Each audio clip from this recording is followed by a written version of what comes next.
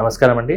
నా పేరు doctor K Aravind Sagar, consultant general laser advance laparoscopy and robotic surgeon, Shreshta multi speciality hospitals, BHL, Hyderabad. ఈరోజు మనం మాట్లాడుకోబోయే టాపిక్ పేరు ఫిషర్ ఇన్ యానో. చాలామంది మోషన్లో రక్తం వస్తుంది, మాకు పైల్స్ ఉన్నాయి అని చాలా వరకు ఇబ్బంది పడిపోయి భయపడుతూ ఉంటారు.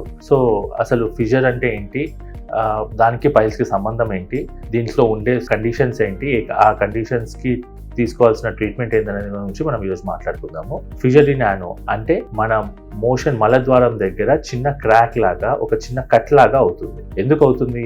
మోషన్ మనం హార్డ్గా వెళ్ళినప్పుడు లేదా ఎక్కువ సార్లు మోషన్ లైక్ రిపీటెడ్గా లూజ్ మోషన్స్ అయినప్పుడు, కొన్ని medical conditions like inflammatory bowel disease, Crohn's disease అట్లాంటి సిచ్యువేషన్స్లో అండ్ కొన్ని సెక్షువల్ ట్రాన్స్మిటెడ్ డిసీజెస్ ఇట్లాంటి సిచ్యువేషన్స్లో మోషన్స్ దగ్గర చిన్న క్రాక్ లాగా, మలద్వారం దగ్గర చిన్న క్రాక్ లాగా ఏర్పడుతుంది.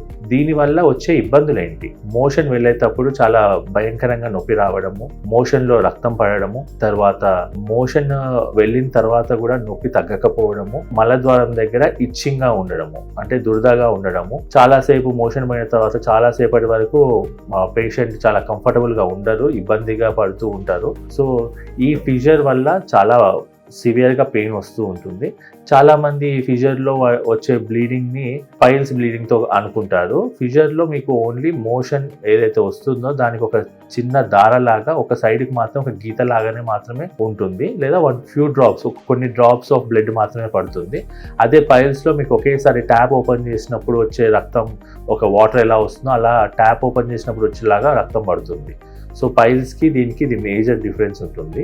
అండ్ పైల్స్లో మీకు నొప్పి ఉండదు, రక్తం పడ్డా కూడా మీకు ఎటువంటి నొప్పి అనేది ఉండదు. కానీ ఫిషర్లో రక్తం పడ్డా పడకపోయినా సివియర్గా పెయిన్ అనేది ఉంటుంది. సో ఈ ఫిషర్స్ని మనం నెగ్లెక్ట్ చేసినట్టయితే అవి యాబ్సెస్ లాగా ఫామ్ అయిపోయి ఫిస్టులాస్ కూడా ఫామ్ అయ్యే అవకాశం ఉంటుంది. సో వీటిని మనం ఏం చేయాలి? సో ఫిషర్ అంటే మోషన్ వెళ్తున్నప్పుడు ఇబ్బందిగా ఫేస్ చేసినట్టయితే ఇమీడియట్గా మీరు డాక్టర్ని కన్సల్ట్ చేయాలి. సో డాక్టర్ దాన్ని ఎగ్జామిన్ చేస్తారు.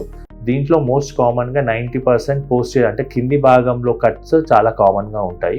పై భాగంలో కేవలం 10% ఉంటాయి. దాంట్లో కూడా ఫీమేల్స్లో ఎక్కువగా ఉంటాయి, ఎందుకంటే చైల్డ్ బేరింగ్ అంటే కడుపుతో ఉన్న వాళ్ళల్లో పై భాగంలో ఫిషర్స్ అనేవి కొంచెం కామన్గా చూస్తుంటాం. ఎందుకంటే పెల్విక్ ఫ్లోర్ మజిల్స్ అంటాము, ఆ మజిల్స్ కొంచెం వీక్ అవ్వడము లేదా అక్కడ ఎక్కువ స్ట్రెస్ అవ్వడం వల్ల కూడా ఇది ఏర్పడవచ్చు. సో ఈ ఫిషర్ రావడం వల్ల కాన్స్టిపేషన్, మలబద్ధకం ఏర్పడుతుంది. దాని తర్వాత మోషన్ వెళ్ళాలంటే ఒక రకమైన భయం అనేది ఏర్పడుతుంది. దాంతో ఆ పేషెంట్ చాలా ఇబ్బంది పడతారు. మోషన్కి వెళ్ళాలంటేనే ఒక భయం, సైకలాజికల్గా భయం అనే స్టేజ్కి వెళ్ళిపోతారు. సో దీనికి మనము ఏం చేయాలి? ఇనిషియల్గా స్టేజ్లో అక్యూట్ ఫిషర్ అంటే ఫస్ట్ టైం వచ్చినప్పుడు దీన్ని అక్యూట్ ఫిషర్ అంటాము. అంటే ఇమీడియట్గా ఏదైనా ప్రాబ్లం, మోషన్ గట్టిగా రావడం వల్ల కట్ అయ్యి ఇమీడియట్గా వచ్చిందని అక్యూట్ ఫిషర్ అంటాము. కొన్ని నెలల తరబడి అలానే ఉన్నదాన్ని క్రానిక్ ఫిషర్ అంటాము. అక్యూట్ ఫిషర్ ఉన్నప్పుడు మనం మెడిసిన్స్ తోటి చాలా వరకు దీనికి ఉపశమనం అనేది దొరుకుతుంది. దీనికి మనం ఏం చేస్తామంటే గ్లిసరైల్ నైట్రైట్ క్రీమ్స్ ఉంటాయి. ఆ క్రీమ్స్ ని మోషన్ దగ్గర అప్లై చేసుకోవడం వల్ల నొప్పి తగ్గడము, ప్లస్ అక్కడ కొంచెం ఇంటర్నల్ యానల్ స్ఫింక్టర్ అంటే మలద్వారం దగ్గర కొంచెం ప్రెషర్ ఎక్కువ అయిపోయి మలద్వారం అనేది క్లోజ్ అయిపోయి ఉంటుంది, దాని ప్రెషర్ ఎక్కువ ఉంటుంది. ఈ ఆయింట్మెంట్స్ వాడడం వల్ల ఆ ప్రెషర్ అనేది రిలీఫ్ అయిపోయి మోషన్ అనేది స్మూత్గా పాస్ అవ్వడానికి హెల్ప్ అవుతుంది. ప్లస్ ఆ క్రాక్ ఏదైతే ఉందో ఆ క్రాక్ కూడా హీల్ అవ్వడానికి హెల్ప్ అవుతుంది. ఇంకా లాక్సేటివ్స్ అంటే మోషన్ స్మూత్గా రావడానికి లాక్సేటివ్స్ వాడొచ్చు. ఇలా ఆల్మోస్ట్ 4 to 6 weeks వాడితే ఒక 60 to 70% మందిలో కంప్లీట్గా ఈ ఫిషర్ అనేది హీల్ అయిపోతుంది. ఇది అక్యూట్ ఫిషర్. క్రానిక్ ఫిషర్ అంటే చాలా కాలం నుంచి ఉన్న దాంట్లో మనం కంపల్సరీ సర్జరీకి వెళ్ళాల్సి వస్తుంది. దీనికి మన దగ్గర ఉన్న అడ్వాన్స్ లేజర్ టెక్నాలజీ ద్వారా స్పింక్ట్రాటమీ అని ఆ మజిల్ ఏదైతే ఉందో అది టెన్స్గా ఉన్న మజిల్ని కొంచెం కట్ చేసి లూజ్గా చేస్తాము. దానివల్ల మలద్వారం దగ్గర ఆ టెన్షన్ తగ్గిపోయి మోషన్ అనేది ఫ్రీగా రావడం వల్ల హీలింగ్ కూడా హెల్ప్ అవుతుంది. Thank you.